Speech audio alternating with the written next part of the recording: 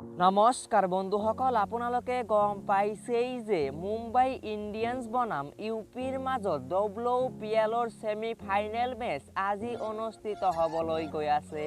তো এই মেচটো কিমান বজাৰ পৰা আৰম্ভ হ'ব, কোনটো দল বেছি শক্তিশালী, কোনকেইজন প্লেয়াৰে বেছি ভাল খেলিব পাৰে আৰু প্লেইং 11ত আমাৰ জিন্টিমণি কলিতাই চান্স পাবনে নাপায় সকলো বিস্তাৰিতভাৱে আলোচনা কৰিম।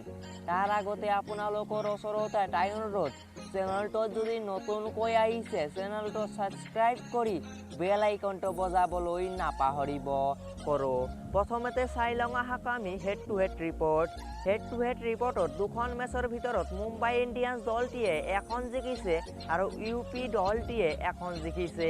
তো দুয়োজনেই এখন মেচ জয়লাভ কৰিবলৈ সক্ষম হৈছে।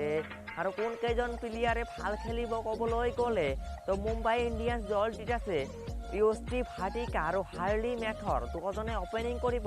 তো দুজনে আজিৰ মেচটোত যদি ভাল খেলিব পাৰে তেনেহ'লে মুম্বাই ইণ্ডিয়ানছ দলটিৰ এটা ভাল সুবিধা হ'ব। মুম্বাই ইণ্ডিয়ানছ দলৰ কেপ্টেইন হাৰমানপ্ৰীত কৌৰেও মিডিল অৰ্ডাৰত যদি এই মেচটোত ভাল খেলিব পাৰে তেনেহ'লে ভাল এটা টাৰ্গেট বান্ধি দিবলৈ সক্ষম হ'ব। আৰু বলিঙত আমাৰ জিন্টিমণি কলিতায়ো থাকিব। তো এনেকৈ চাবলৈ গ'লে মুম্বাই ইণ্ডিয়ানছ দলটি খুবেই শক্তিশালী। আৰু যদি ইউপি জায়ান্টছক চাবলৈ যায় তেনেহ'লে ইউপিয়ে বহুতেই শক্তিশালী।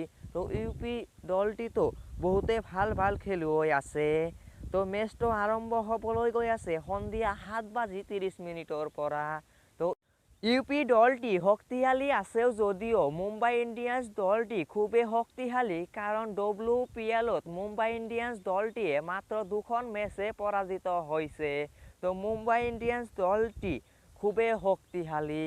তো কোনটো দল জয়লাভ কৰিব আপোনালোকে কমেণ্টত জনাবলৈ নাপাহৰিব। ধন্যবাদ।